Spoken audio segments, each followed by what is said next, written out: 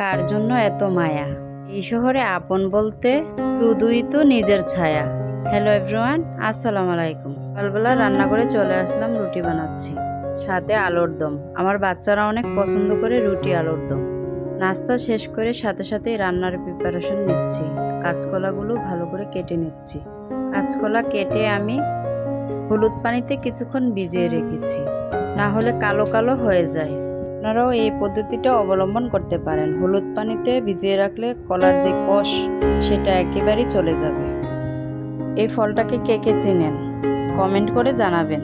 অবশ্য আমাদের অঞ্চলের মানুষ ঠিকই চিনে এবং আমরা খাইও অনেক। আমাদের অঞ্চলে আবার এই গাছটি খুব সুন্দরভাবে হয়, অন্যান্য এলাকাতে তেমন একটা হয় না। এই তো আমি ডালের সাথে দিয়ে দিলাম, আর এদিকে ভাত রান্না প্রস্তুতি করলাম। বালতির মধ্যে যে পানিগুলো রাখতেছি সেগুলো আমি আমার সবজি গাছে দিব। তারপর দুপুরে খাওয়া দাওয়া শেষ করে আমরা একটু ঘুরতে বেরোলাম। যেদিকে তাকায় সবুজ আর সবুজ, চোখ যেন একদম জুড়িয়ে আসে। আল্লাহর সৃষ্টির রূপ কত সুন্দর, তাই না? আল্লাহ আমাদেরকে আর এই প্রকৃতিকে কত সুন্দর করে বানিয়েছে। আচ্ছা, অনুরোধটি করে নিই, আমার এই ভিডিওটি যদি আপনাদের ভালো লাগে লাইক দিয়ে সাবস্ক্রাইব করে আমার পাশে থাকবেন, আর কমেন্ট করতে ভুলবেন না প্লিজ। আল্লাহ হাফেজ।